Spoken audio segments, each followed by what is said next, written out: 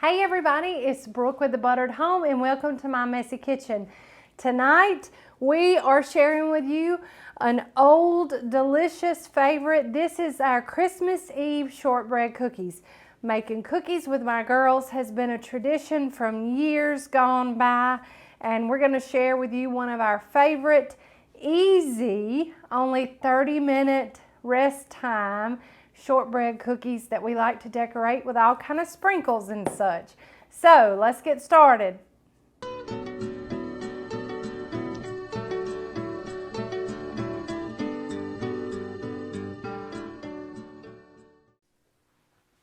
Okay, today we're going to be using a hand mixer to do this with. You can use a stand mixer if you would rather. A lot of this is done by hand, so whatever mixing method you use is fine. But to a rather large mixing bowl, we're going to add 2 cups of softened, unsalted butter. And I've whipped mine just a little bit to make sure that it was soft all the way through. Now to that, we're going to add in a 1/2 cup of white sugar and a 1/2 cup of brown sugar.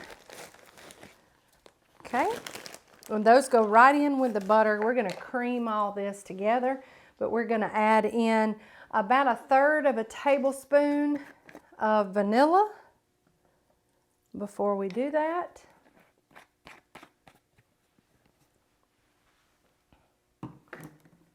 And then just about a pinch of salt, probably about a teaspoon.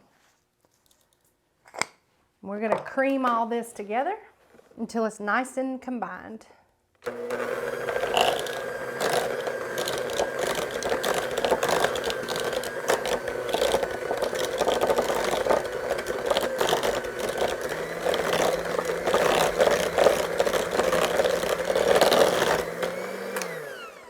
Just like with cakes, I like to scrape down the sides of the bowl and then give it another mix, just to make sure that we've gotten that salt and all of that sugar incorporated into there well.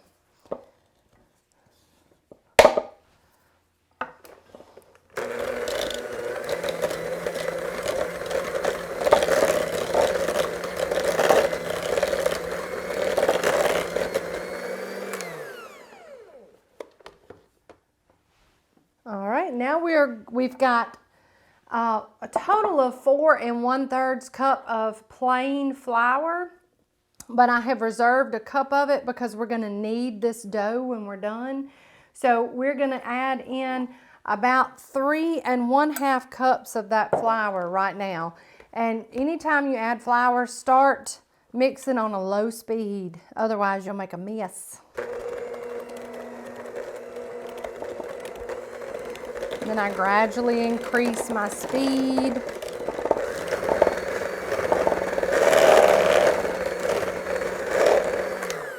All right, I should have scraped down the sides of my bowl before I started, but that's okay because we can turn it off and scrape down the sides of that bowl. Now this is a shortbread cookie, which means it's not very sweet. So it also does not have eggs in it. So it's more of a crumbly type cookie, more like a little bit like a tea cake. Not completely the same, but similar.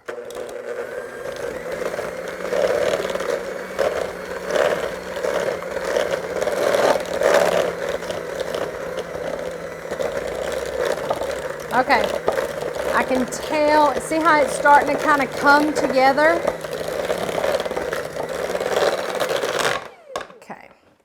So you'll feel it when it starts to come together.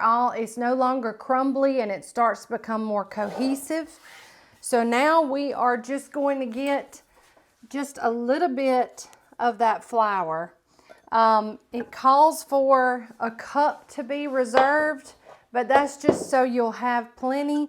I use probably about 2 tablespoons at a time.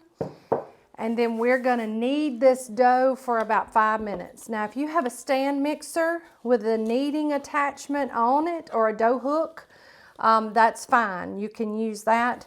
But y'all know, I like showing that, you don't have to have any fancy equipment to do this with.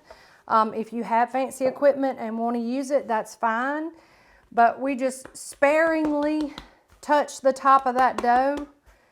And then, now this is not bread, this is cookies. So when I say knead it, I mean just kind of roll it around, turn it over on itself, and you'll feel it. It'll start to get a little sticky, and you might have to use some more of that bench flour, and that's okay too. But what we want to end up with is a less sticky dough and more firm and pliable, and that happens pretty fast. That's why I only add a little flour at a time, because when it's there, it's there. So, you know, with bread, you have a heel of your hand knead. For these shortbread cookies, you don't really need all that. You just need to work that dough in, work that flour into the dough until it becomes a little stiff. This is a good, easy way to add in more flour to a cookie dough without putting too much in there. Because a lot of times with your hands, you can feel when it doesn't need anymore. It's not as sticky, it's a little more pliable. And I'll just get all that off my bench. All right, so you get the idea. Depending on the weather, you may or may not need that whole cup of flour. But this has a 5-minute knead time. So I'm gonna go through that right now, and I'm not gonna keep you here for it. You get the idea. What we'll do at this point, after we're done kneading it for 5 minutes, we'll wrap it in plastic wrap and let it rest in the refrigerator for about 30 minutes, and then we'll come back and show you the finished product and how to cook them. So stay with us.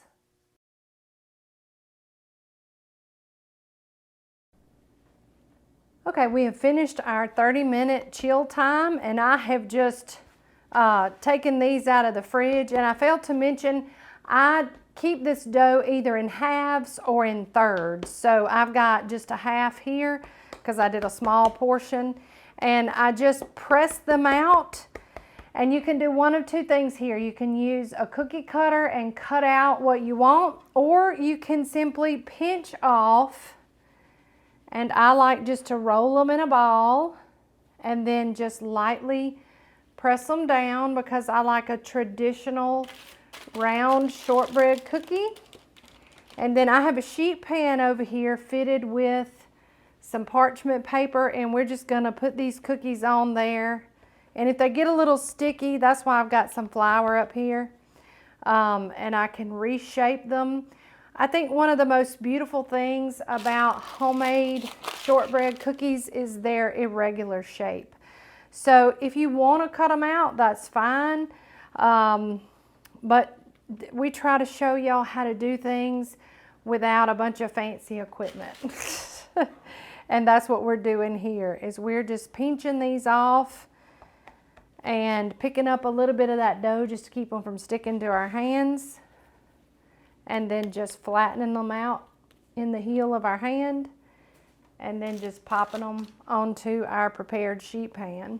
And you can do them however large or however small you want. This guy is pretty big, so I'm going to make him rather large and put him over to the side.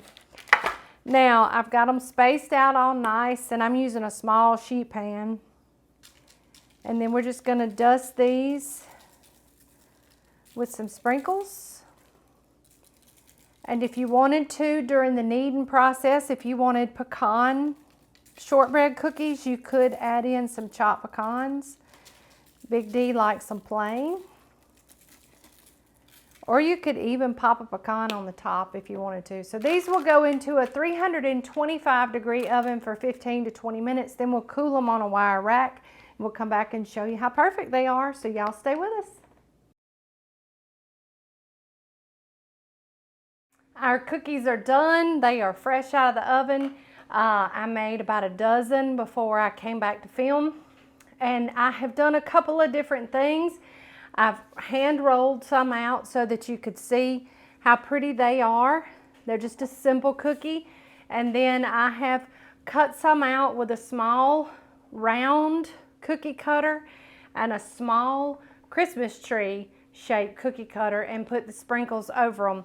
Y'all, they turned out perfect. So no matter what size you do, they end up being this perfect shortbread. Crispy, not too sweet, simple cookie. Santa Claus loves them. So, we hope that you'll make this recipe and that you love it as much as we do. As usual, it can be found over at thebutteredhome.com, where you can get your free printable recipe, always at no charge for you, so you can have it for your recipe box or your recipe book. We have a lot of recipes over there. We would love it if you gave us a visit. That is the culmination of a lot of hard work, and we appreciate a visit over there as much as you can. Also, if you're not already, make sure you're following us on all of our social channels. We have a real good time, and we want you with us wherever we are. And as always, if you want all of our videos in one convenient place, head on over to YouTube and search for thebutteredhome.com. Search for The Buttered Home. I got cookies on the brain. Imagine that. Search for The Buttered Home, and when you find us, hit that subscribe button so that you can be notified whenever we drop new videos like this one. All right, Big D's got lots of cookies to eat, and then I've got the rest of it put up. It will freeze in plastic wrap and a freezer bag for up to a month. You can let it thaw on the counter and roll it out and use it whenever you want cookies. So we hope you love it as much as we do. And as always, from the buttered home to your home, we sure love y'all. Bye.